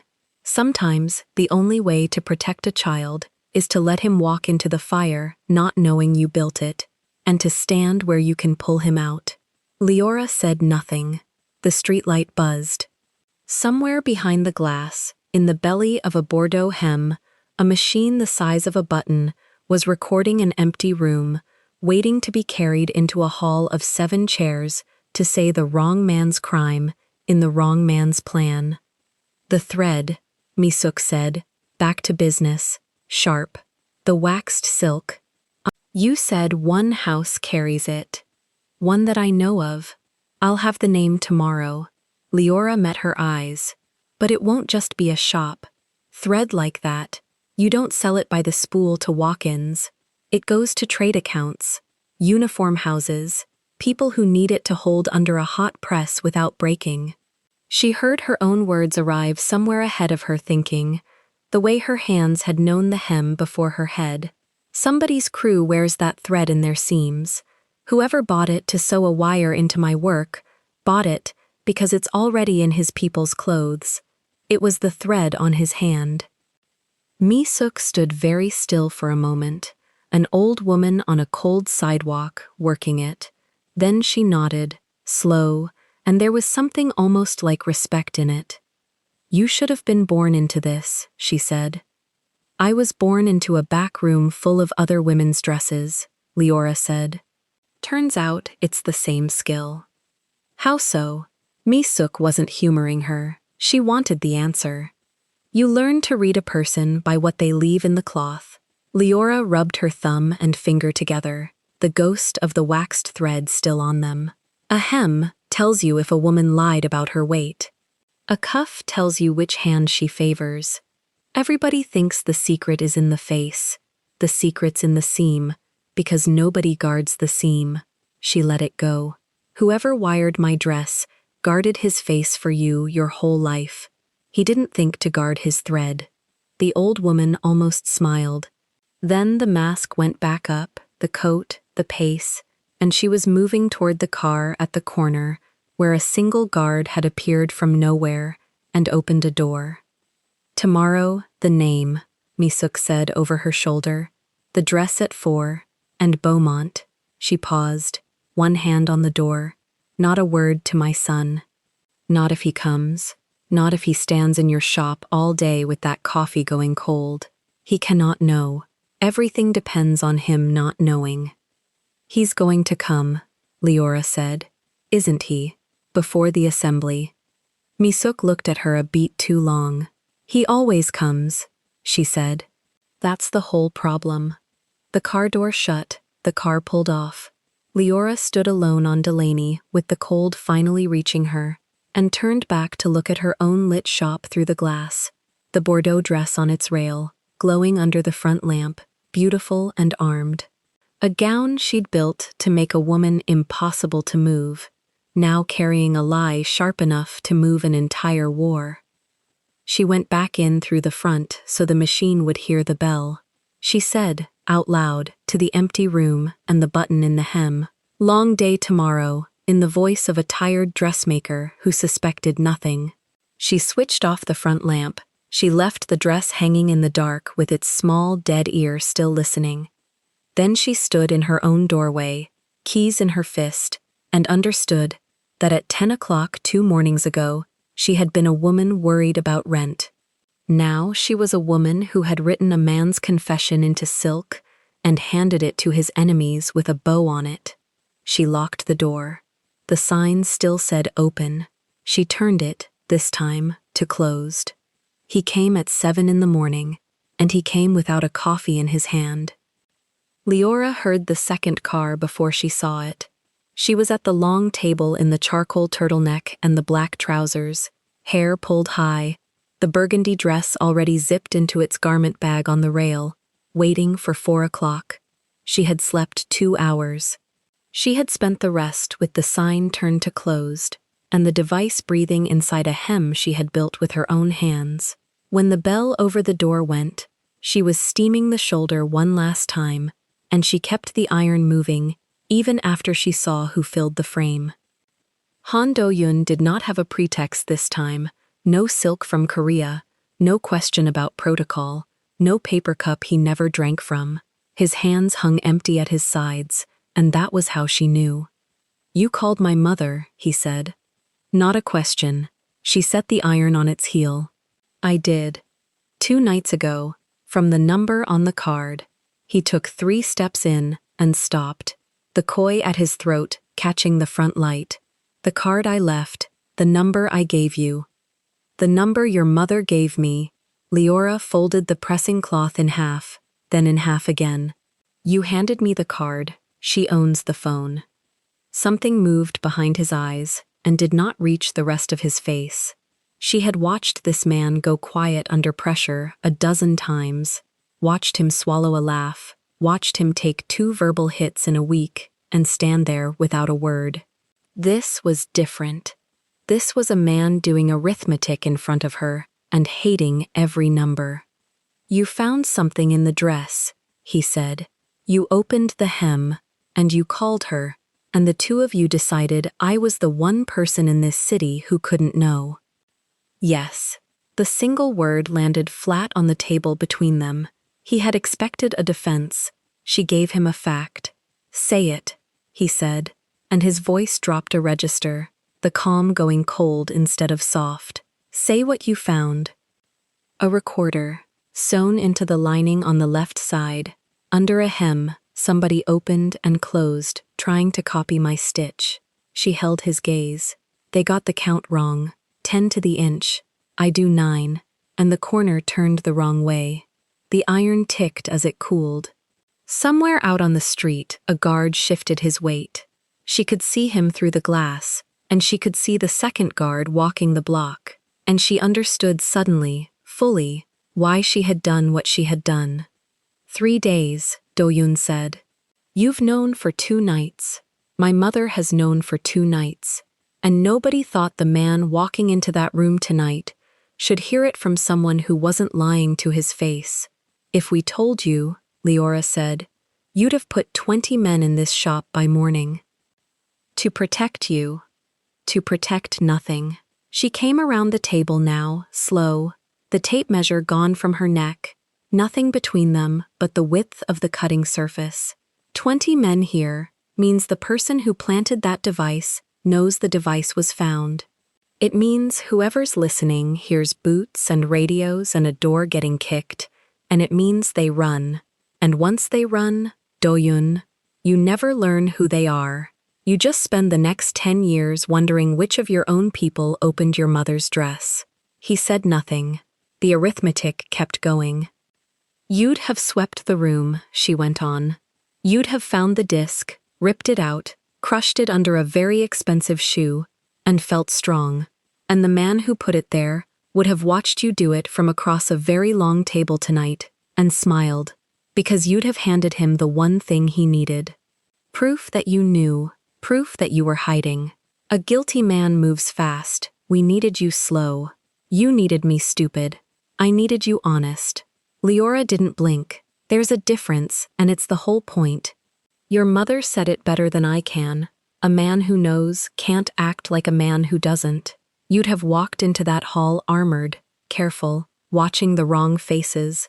And careful is the most guilty thing a man can look, in a room full of people trained to read fear. He set his palm flat on the cutting table, the onyx ring dark against the pale surface, and leaned into it, as if the wood could give him back the ground he'd lost. When he spoke again, the cold had gone out of the words, and left something rawer underneath. You know what she's doing? He said. My mother. You know what she's spending. She's spending me. She's sending me into that room with a lie sewn into her own hem, and letting me carry it, without a name for it. And if it goes wrong, I'm the one who looks like a liar in front of the 7 houses. Not her. Me. She knows exactly what she's spending. Leora didn't soften it. She told me she'd rather you hate her for one bad hour than bury you after a clean one. She said, sometimes the only way to protect a son is to walk him into the fire without telling him you built it, and stand close enough to pull him out. She's standing close, Doyun. She'll be right beside you. That's not nothing. His mouth tightened. He had no answer for that either, and it cost him more than the last 2 times combined, because this time, the thing that took the words wasn't a clever line. It was the truth about his own mother, delivered by a woman who'd known her 3 weeks. His jaw worked once. The tattoo moved with the muscle of his neck. So instead, he said, you let me walk in blind. I let you walk in true. For a long moment, neither of them moved. Out on the street, the pacing guard reached the corner and turned back. Inside, the burgundy dress hung in its bag with a lie sewn into the hem, and a listener still listening, and both of them knew it, and neither of them looked at it. Whatever you hear tonight, Leora said, quieter, whatever comes at you, however it comes, the coldest thing you can do is be surprised. Let it hit you. Don't manage it. The one weapon your mother built can't work if you flinch before the blow. You're telling me how to survive my own family's table? I'm telling you what I'd tell anyone standing in front of a mirror in a dress that has to hold. She let that sit. Elegance stays where it decides to stay. It doesn't flinch. You asked me once what that meant. That's what it means. He looked at her, then the way a man looks at a door he didn't know was in the wall. Whatever he'd walked in ready to say had gone somewhere he couldn't reach it. He had come here furious. He was leaving with something worse than fury, the knowledge that the 2 women who had shut him out had done it, because shutting him out was the only way to keep him alive and free, and that he could not even be properly angry about a cage built out of care. My mother sits in that chair tonight, he said, the center chair, beside me, and the bakes. He stopped. And the bakes what? He didn't finish it. He looked at the dress, finally, once, and then at her, and the cold in him thinned into something she couldn't name and didn't get to, because he turned, and the bell went, and the second car took him away. Marisol came at 9, and took one look at Leora's face, and put the kettle on without being asked. At 4 o'clock, the dress left in the black car, zipped and bagged, riding in the back seat like a passenger, and Leora rode beside it in the lilac silk she had promised herself she would never wear to a room like this one. Deep mauve, the shoulder built to stand, gold at her ears and her wrists, her braids gathered high. Misuk had sent word. She was to come, not to sew, to be seen refusing to disappear. That, it turned out, was the mistake. The assembly of the 7 houses met in a hall that had been a bank before it had been anything else. Stone floors, a ceiling too high to heat, a long table down the center that could seat 40, and tonight seated the people who decided things for everyone who would never be allowed in the room. Leora came in through a side door with the garment carried ahead of her by a woman she'd never met, and the moment her heels touched the stone, she felt the temperature of the place turn toward her. She had dressed people for rooms like this her whole career. She had never stood inside one as herself. A man broke from a cluster near the head of the table and came toward her, and she knew him before anyone named him.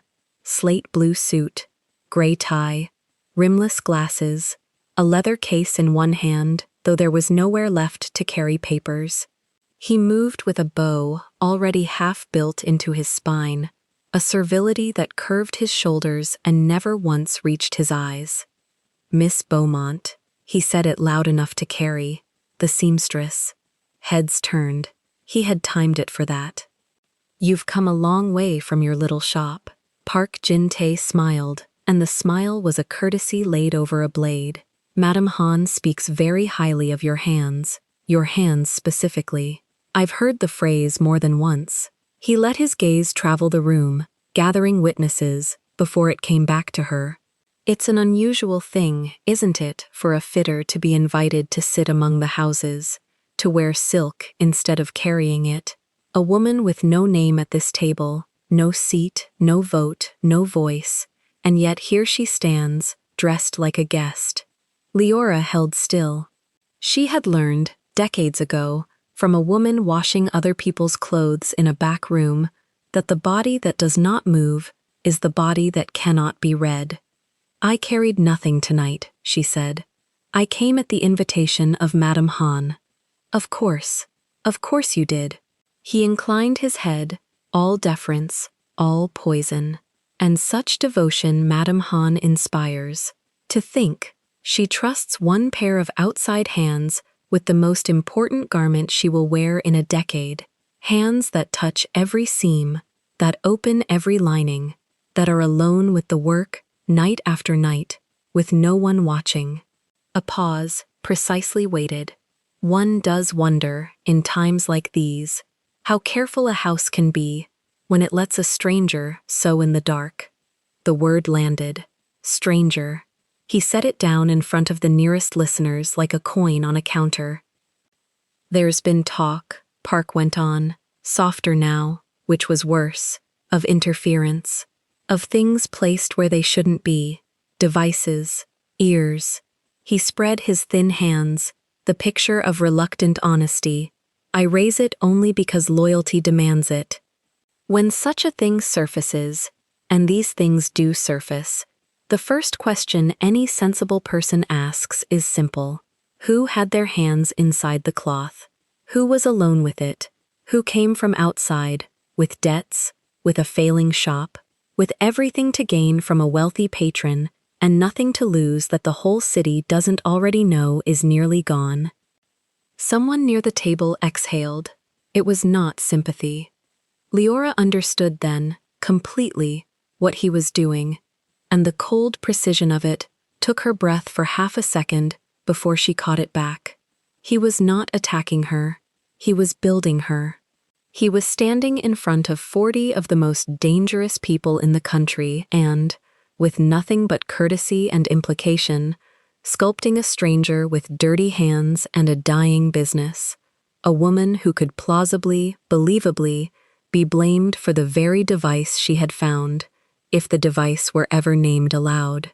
He was fitting her for a crime the way she fit a client for a gown, measuring her, marking where the seam would fall.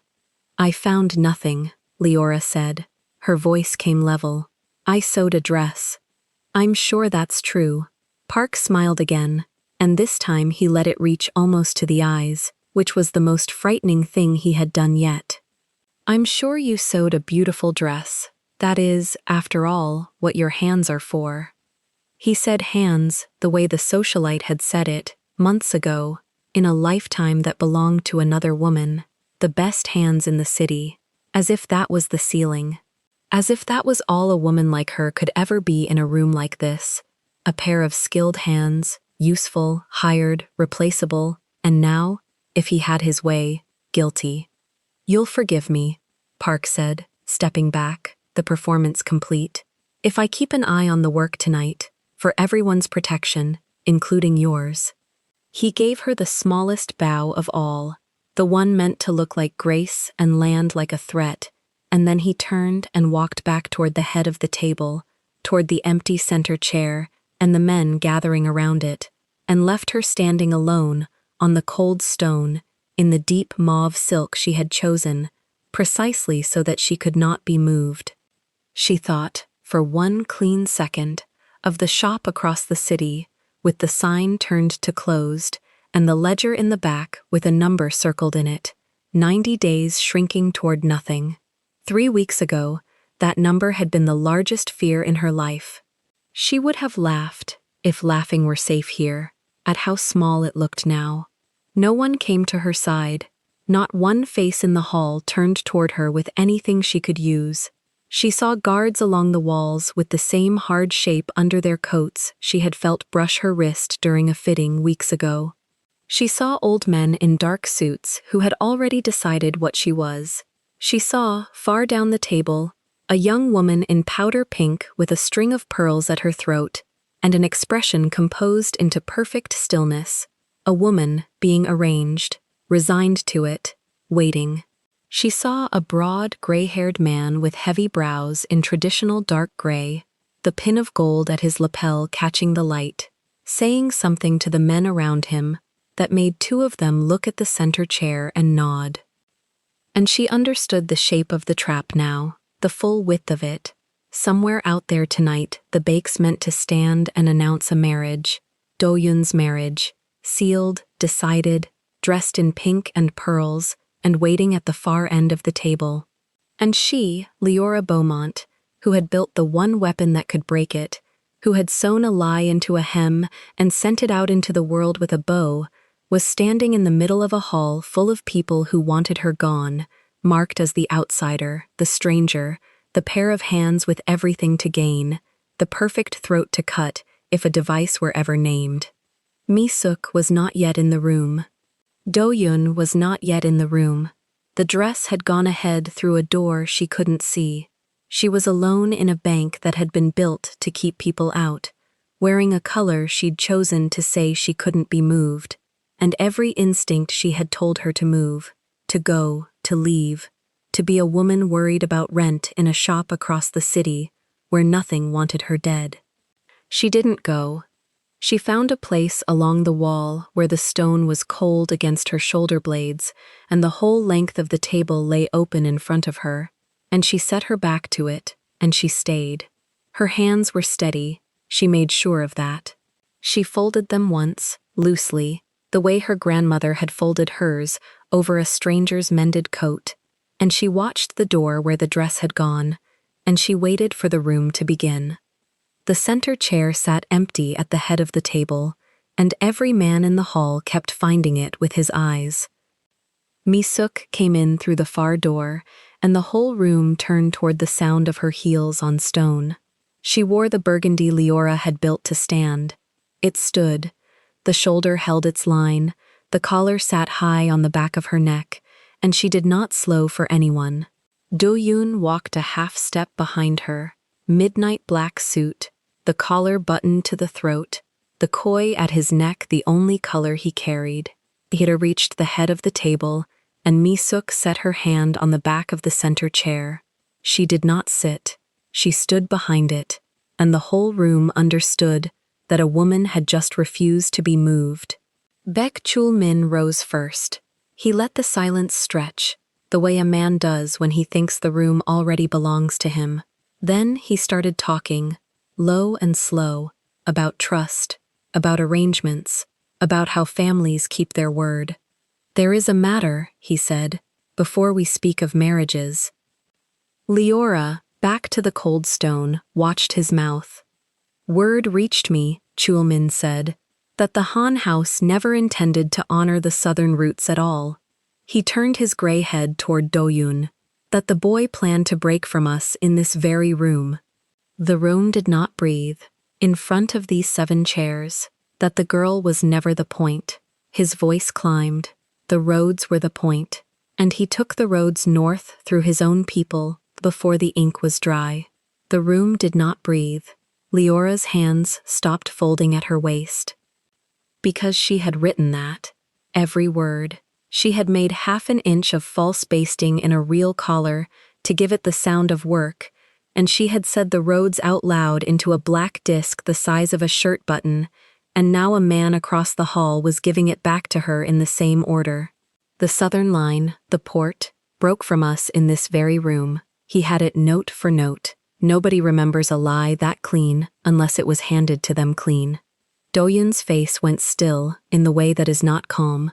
"I never said those words." "You didn't have to," Chulmin said. "We heard them." "From where?" Chulmin smiled and let the question sit in the open, because he thought the open would hang the boy. But the words had a seam. Leora had sewn it herself. She pushed off the wall. One step onto the stone, into the light over the long table, into a room that had already decided she had no voice in it. 40 faces turned. Park Jin-tae's slate blue shoulders squared toward her from the near end. "Ask him where he heard them," Leora said. "The seamstress speaks," Park said, delighted, loud for the room. "A woman with no name at this table wishes to be heard." "Ask him," she said again, and did not raise her voice, "how a word spoken in my shop got into this hall, because it did not travel by mouth, it traveled in a hem." That landed. She saw 2 of the old men lean. Someone opened the dress. She kept walking, slow, toward the head of the table, toward the burgundy that stood on its own. Someone took the hem apart on the left side and put something inside it and closed it again, trying to copy my hand. They got the count wrong. 9 to the inch is mine. They gave me 10, and the corner turns the wrong way. She reached the chair. She did not touch it, but that is not what names them. What names them is the thread. Park's smile thinned by a degree. "It's a waxed silk," she said, to the 7 chairs now, not to him. "Stiff, holds through a hot press without breaking. You don't buy it for a gown, you buy it for a uniform, for seams that get worn hard and pressed daily and can't split at the shoulder." She let it breathe. "One house in this city carries it, on wholesale accounts, to the trade, to the people who dress a crew in the same jacket." She turned, at last, and looked at the slate blue suit. It was already in his hand. He didn't have to go find the thread to sew into my work. It was on his own men's backs. One of the old men at the 3rd chair set his glass down. He was the sort who had buried more partners than he could name, and he had gone still in a way that was not for her and not against her. The stillness of a man who has just felt the floor move under a story he believed. Beside him, another leaned to murmur, and the murmur ran 3 chairs down before it stopped. Park laughed. Once, a dry sound with nothing behind the teeth. "She is drowning. Everyone in this room knows what she is. A woman with debts, a failing shop, alone with the cloth for weeks." He spread his hands to the chairs. Who had their hands inside that dress? Who came from outside? If there was a device, gentlemen, look at the outsider who could not stop touching the seam. She plants the thing, she finds the thing, she names an honest man to save her own neck. It was a good move. Leora felt the room tip. Half of them had wanted a stranger to blame since she walked in. Then Mi-suk spoke, and she spoke quietly, so the room had to go still to catch it. "The trouble, Jin-tae, is the words." She stepped out from behind her chair. "The roots, the port, my son breaking from the buck in this room. She looked around the long table, chair by chair. None of it is true. There is no plan to take the roads north. My son has said nothing to me about the girl, but that the matter was still open. She let that sit. The conversation Chulmin heard, the exact one, the clean one, never happened between living people. It was spoken once, in an empty shop, into that device, on purpose, by me and by the woman standing here. The hall made a sound then, a low shift of 40 bodies.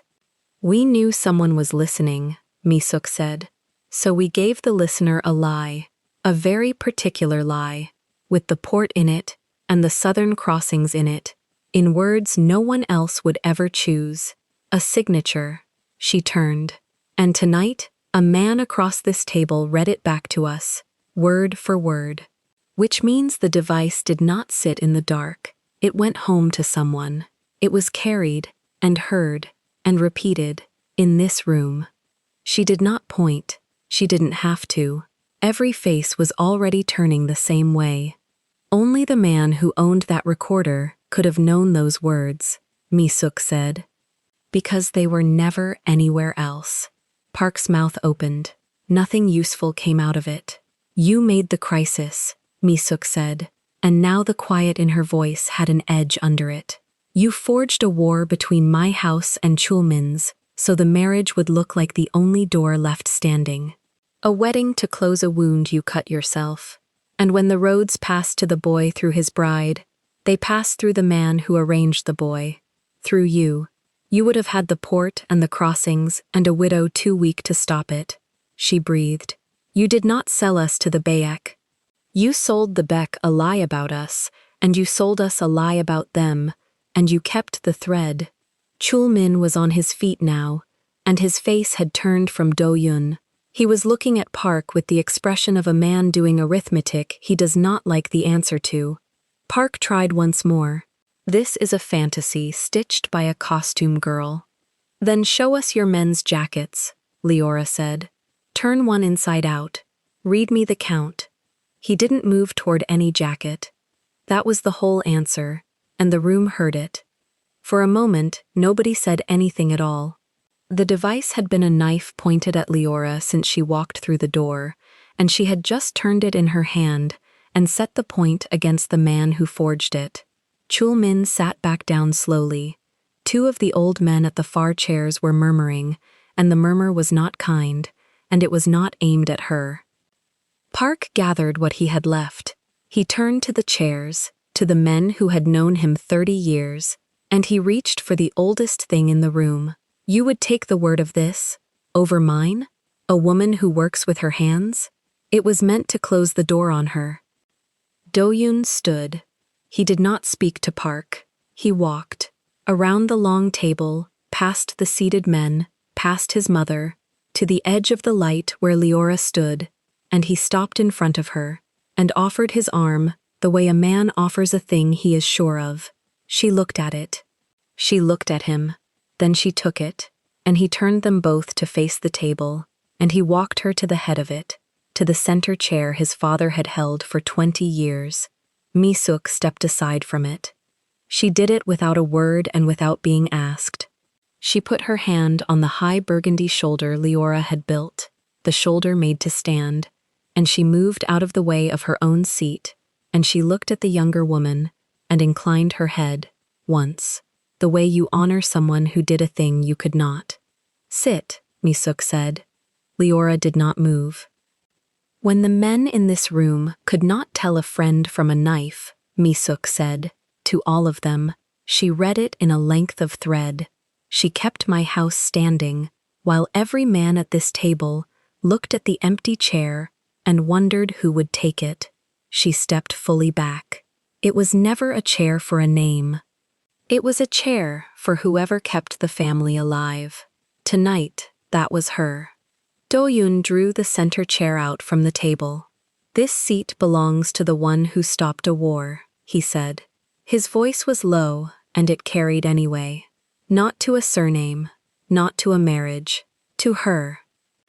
and he seated Leora in the chair his father had held. She let him. She sat, spine straight, the mauve of her gown against the dark old wood, her folded hands quiet on the arms of it, and she looked down the length of the table at 40 people who 2 hours ago had decided she was a guest. Park stood at the far end with nothing in his hands. The koi at Do-yoon's neck moved as he straightened beside her. "The Baekek matter is finished," Do-yoon said to Choo-min, and he said it plainly, without heat. "There will be no marriage. Not to close his wound, and not to close yours. Your daughter deserves a table that wanted her for herself, and this one bargained for her like a road." Across the hall, Baek Sua lifted her eyes from the powder pink of her lap, and something in her face eased that she was careful not to show. Then, Do-yoon did the thing that mattered most, and it was a thing he did not do. He did not turn to the room and name Leora his. He did not announce her. He had walked her to the seat and told them why it was hers, and there he stopped. He let the chair speak for her intelligence, and he let her mouth stay her own, because she had already told him, in the doorway of an empty shop, that she was not a chair to be filled by someone else's decision. Park was walked out before the hour was over, not by guards at first, by the silence of 30 years of men who no longer met his eyes. What the 7 houses did with him after was their arithmetic, and it was not gentle, and it was not Leora's to carry. She rose from the center chair on her own, when the sitting was done, and she gave it back to no one. She left it empty at the head of the table, the way a thing is left when it has been proven to belong to what a person does, and not to where a person sits. The months after did not move the way she thought a man like that would move. He did not send cars. He did not send money. He tried once, an envelope thick enough to make the rent problem disappear, and she sent it back unopened, with a note that said the shop would keep its own door, or it would close it, and he never tried that again. What he sent instead were names, investors who put money down and kept their hands off the design. 2 of them cut a check that let her buy out the 2nd floor and unbox the cutter that had sat in its crate since spring, and not one of them asked for a committee, and not one of them asked to put a factory label with her name on a rack of clothes she never touched. Gerald Ashford's card stayed in the drawer. She never called it. She had found a bigger door than the one he was selling, and she had found it by keeping the small one shut. Do-yoon came to the shop the way a client should have come the first time, with a reason he actually had, and empty hands when he didn't. He learned that she closed at 6, and that she meant it. He learned that she would not be waited on and would not be hurried. He drank the coffee this time. He asked about the work and listened to the answer, and when she told him a seam took as long as it took, he stopped bringing reasons to be somewhere else. Some evenings, he only sat and watched her hands the way a man watches something he has decided is worth a whole life of waiting to understand. Mi-suk came too, in an ivory jacket now instead of armor, and one afternoon she sat in the good chair by the window while Leora pinned a sleeve and asked the question she had clearly been carrying for a while. "So," Mi-suk said, "the wedding dress. Are you going to make your own, or make me beg another house for it?" She turned the jade ring on her finger. "And a grandson. I am 67. I would like to meet him while I can still lift him." Leora kept the pin moving. She set it, smoothed the seam, stepped back to read the line. "We're still deciding the 3rd way out," she said. "The 3rd. There's the client, there's the businessman." She looked at Do-yoon where he stood by the wall of thread, holding a coffee he was actually drinking. "And there's the 3rd man, who couldn't speak honestly until after. It's after." She turned back to her work. "So we take our time, and we get it right. Elegance takes patience." She said it the way her grandmother would have said it, and she waited. The way she had waited twice in her own shop for this man to have no answer at all. This time he had one. He crossed the floor and he took her hand, the one holding the pin. and he closed his fingers around it, slow enough that she could have pulled it back and did not. Then I'll wait as long as it takes, Doyon said. As long as you keep a place for me. Leora looked at the hand around hers. She looked at the seam still open on the form, the sleeve half set, the work not finished, the way work is never finished until it is exactly right. There's a place, she said, and she went back to the sleeve, his hand still warm over hers, and she set the next pin without hurrying, because the good things get made slow, and she had all the time in the world now to make this one stand. If this story moved you, stop for a moment and reflect. Tell me, K-Fam, have you ever done the finest work in the room and still been called just the hands? When a man in a slate blue suit tried to shame you into silence, did you let the seam you stitched speak the truth for you? And would you have taken the central chair, or made him wait until he knew you far from every threat? Mark my words, K-Fam, dignity is never handed over. It is earned in the quiet. Tell us your experiences and feelings in the comments. We read them all.